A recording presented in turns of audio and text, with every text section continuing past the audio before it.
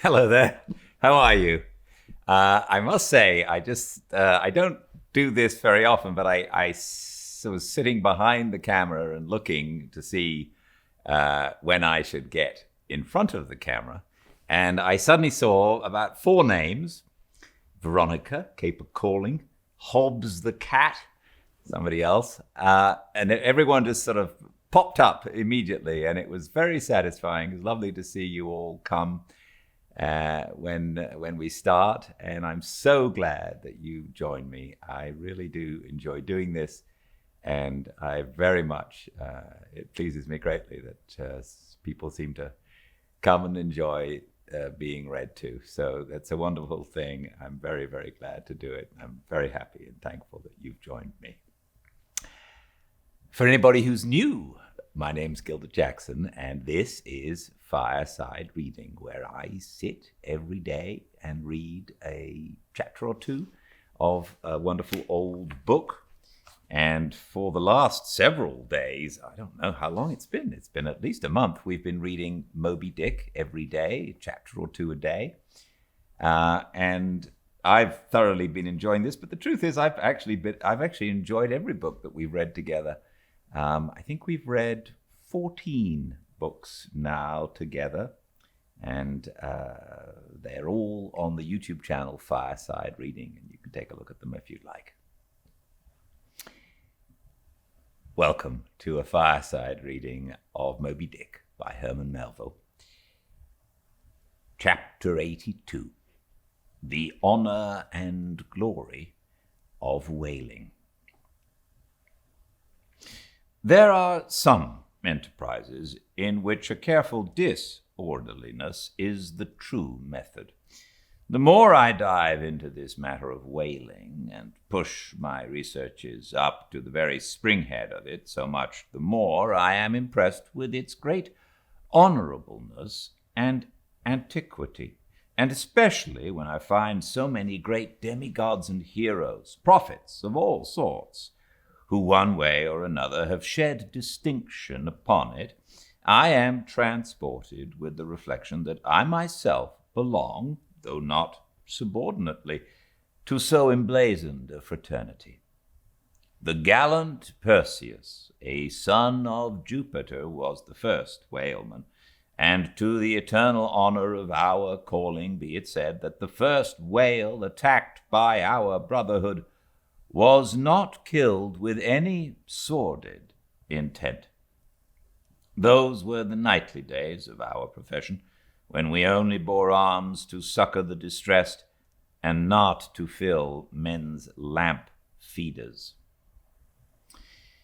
Everyone knows the fine story of Perseus and Andromeda, how the lovely Andromeda, the daughter of a king, was tied to a rock on the sea coast, and as Leviathan was in the very act of carrying her off, Perseus, the prince of whalemen, intrepidly advancing, harpooned the monster and delivered and married the maid. It was an admirable artistic exploit, rarely achieved by the best harpooneers of the present day, inasmuch as this Leviathan was slain at the very first dart. And let no man doubt this archite story, for in the ancient Joppa, now Jaffa, on the Syrian coast, in one of the pagan temples there stood for many ages the vast skeleton of a whale, which the city's legends and all the inhabitants asserted to be the identical bones of the monster that Perseus slew. When the Romans took Joppa, the same skeleton was carried to Italy in triumph. What seems most singular and suggestively important in this story is this: it was from Joppa that Jonah set sail.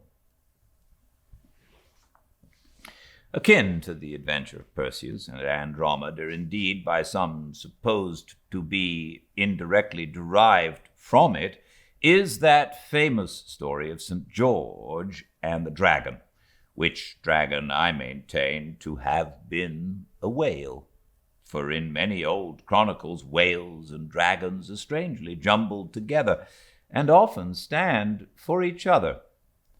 Thou art as a lion of the waters, and as a dragon of the sea, saith Ezekiel, hereby plainly meaning a whale. In truth, some versions of the Bible use that word itself.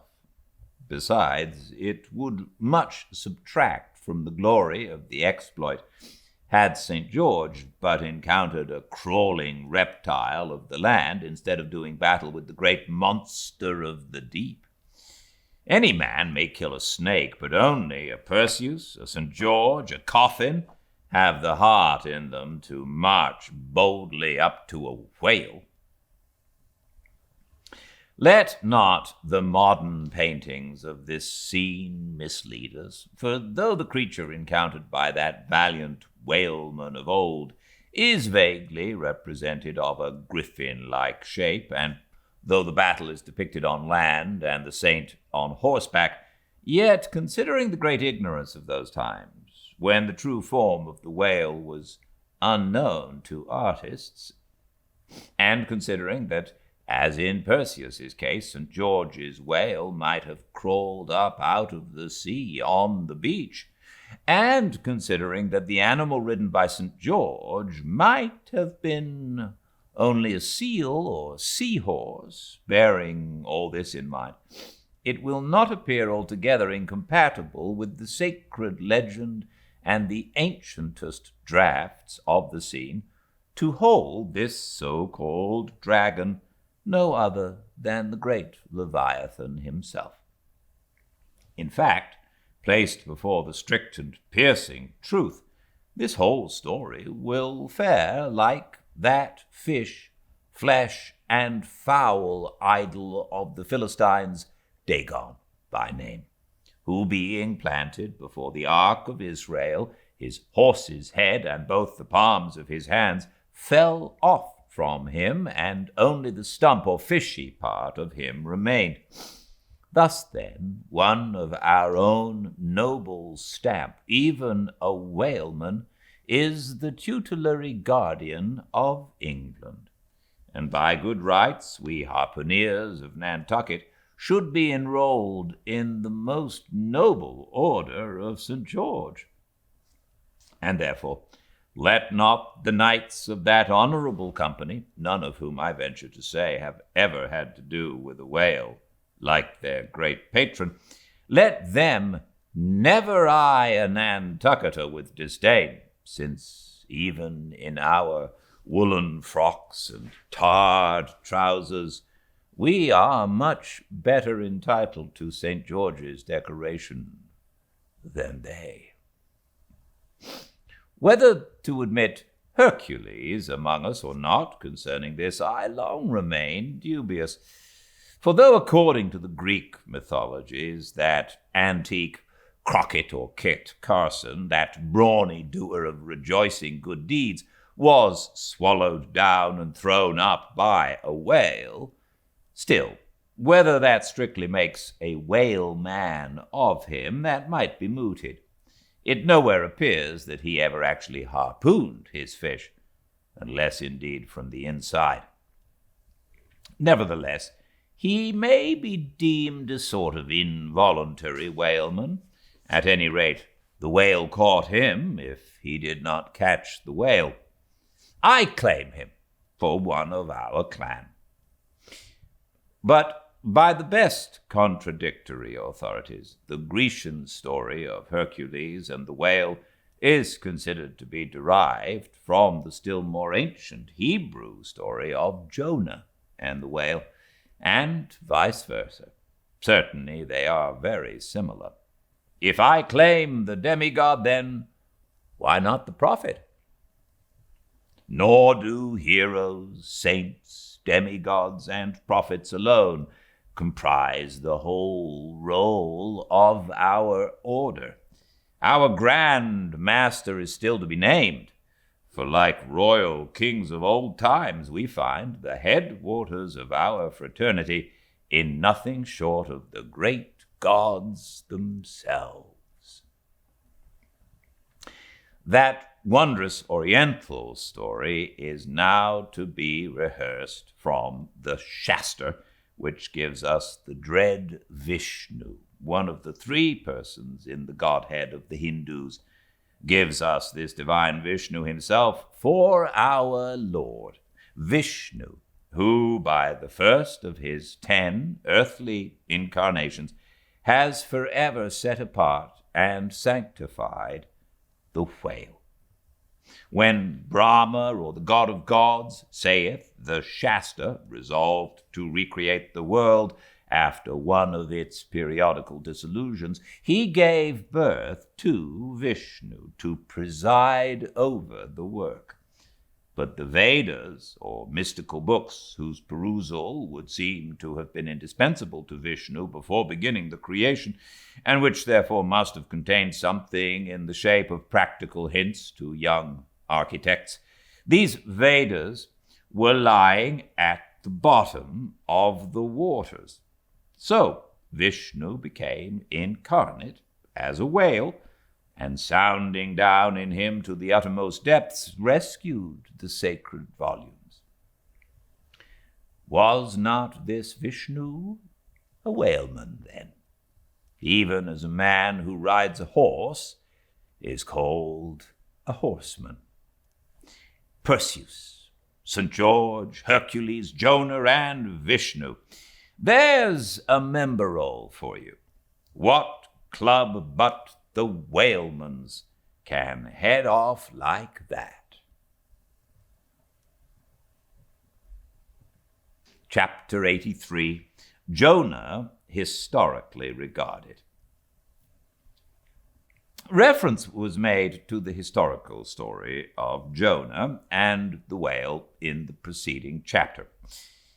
Now, some Nantucketers rather distrust this historical story of Jonah and the whale.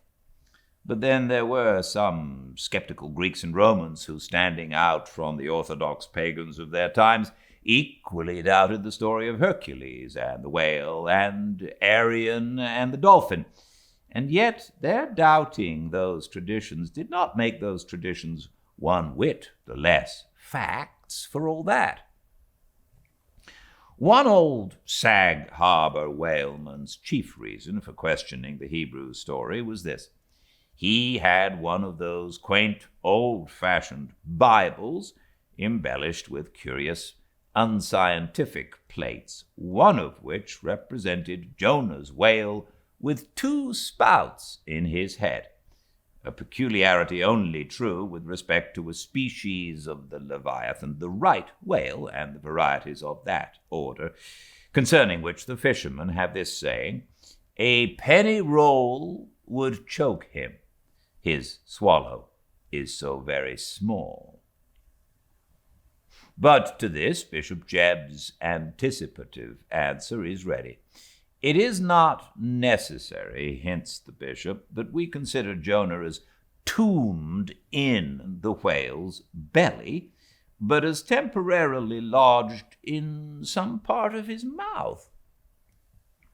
And this seems reasonable enough in the good bishop, for truly the right whale's mouth would accommodate a couple of whist tables, and comfortably seat all the players.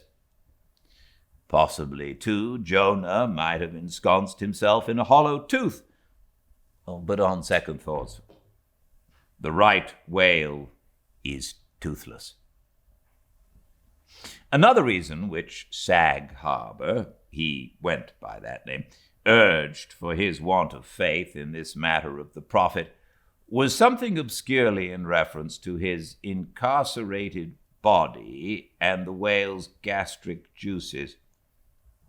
But this objection likewise falls to the ground, because a German exegetist supposes that Jonah must have taken refuge in the floating body of a dead whale, even as the French soldiers in the Russian campaign turned their dead horses into tents and crawled into them.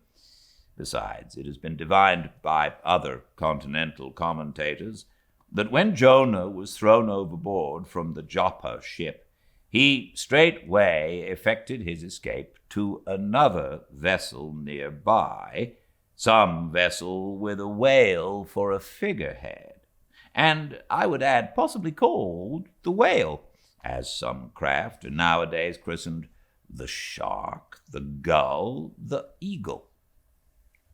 Nor have there been wanting learned exegetists who have opined that the whale mentioned in the book of Jonah merely meant a life preserver, an inflated bag of wind which the endangered prophet swam to, and so was saved from a watery doom. Poor Sag Harbor, therefore, seems worsted all round. But he had still another reason for his want of faith. It was this, if I remember right.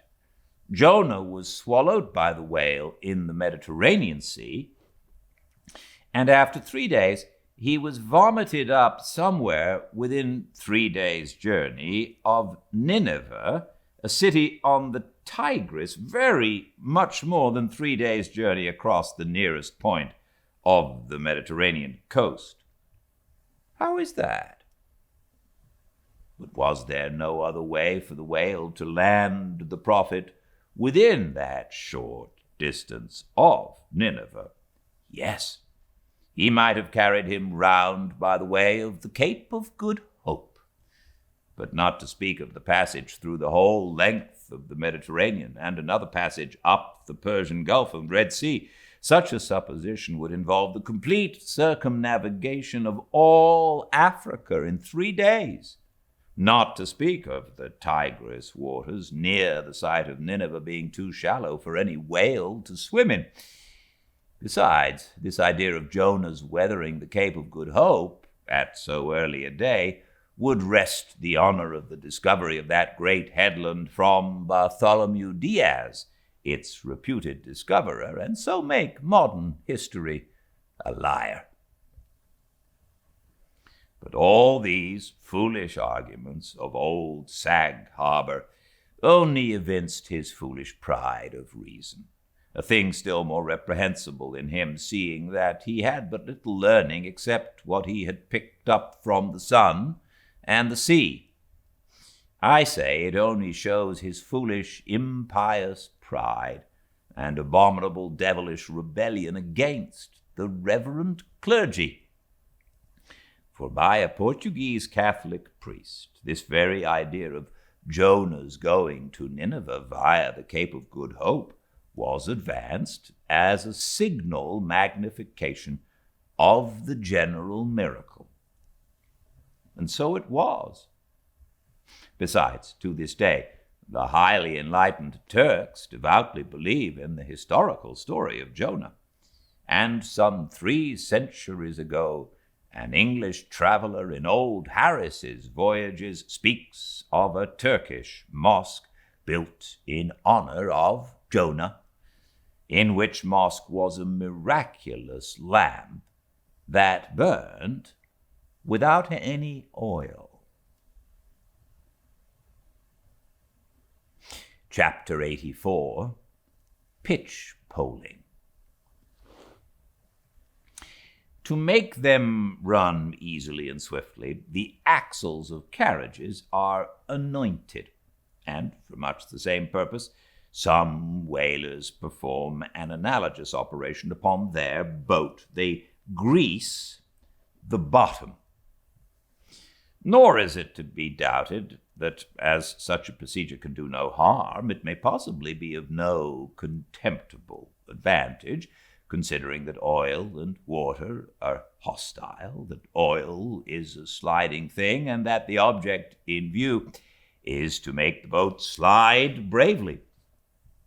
Queequeg believed strongly in anointing his boat, and one morning, not long after the German ship Jungfrau disappeared, took more than customary pains in that occupation, crawling under its bottom where it hung over the side, and rubbing in the unctuousness as though diligently seeking to ensure a crop of hair from the craft's bald keel. He seemed to be working in obedience to some particular presentiment, nor did it remain unwarranted by the event. Towards noon, whales were raised. But so soon as the ship sailed down to them, they turned and fled with swift precipitancy, a disordered flight, as of Cleopatra's barges from Actium. Nevertheless, the boats pursued, and Stubbs was foremost. By great exertion, Tashtego at last succeeded in planting one iron, but the stricken whale, without at all sounding, still continued his horizontal flight with added fleetness. Such unintermitted strainings upon the planted iron must, sooner or later, inevitably extract it. It became imperative to lance the flying whale or be content to lose him. But to haul the boat up to his flank was impossible. He swam so fast and furious. What then remained? Of all the wondrous devices and dexterities, the sleights of hand and countless subtleties to which the veteran whaleman is so often forced, none exceed that fine maneuver with the lance called pitch-poling. Small sword or broad sword, in all its exercises, boasts nothing like it. It is only indispensable with an inveterate running whale. Its grand fact and feature is the wonderful distance to which the long lance is accurately darted from a violently rocking, jerking boat under extreme headway. Steel and wood included, the entire spear is some 10 or 12 feet in length. The staff is much slighter than that of the harpoon, and also of a lighter material, pine. It is furnished with a small rope called a warp of considerable length, by which it can be hauled back to the hand after darting. But before going further, it is important to mention here that though the harpoon may be pitch-poled in the same way with the lance, yet it is seldom done, and when done is still less frequently successful on account of the greater weight and inferior length of the harpoon as compared with the lance, which in effect becomes serious drawbacks.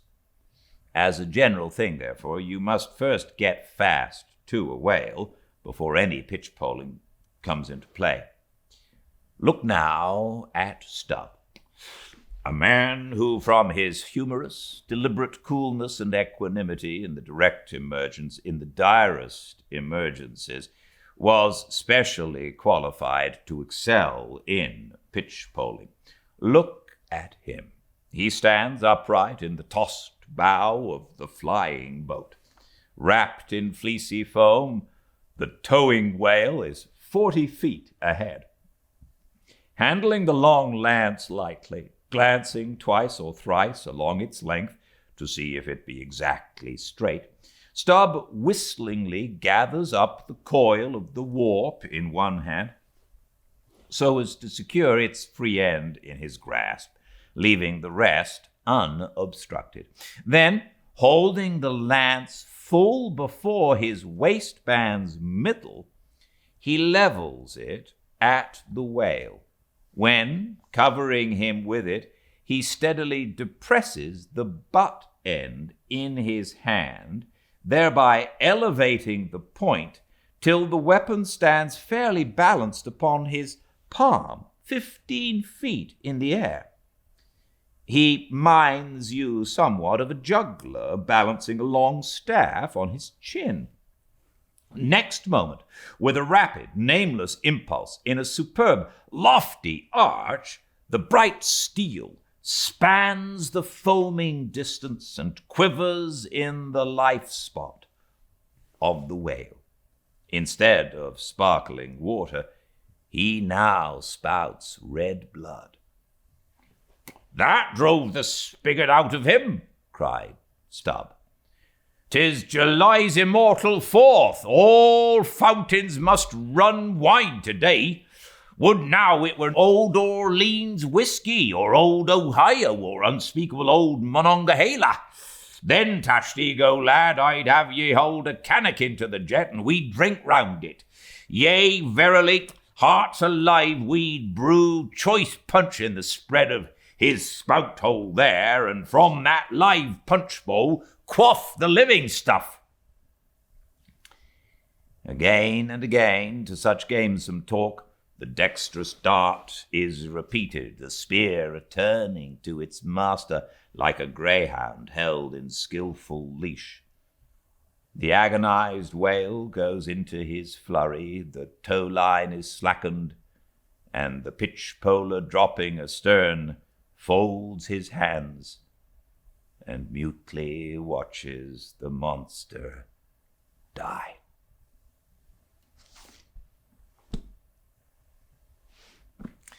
Thank you so much for joining me. I love that you come along and listen to this, and I very much enjoy reading to you.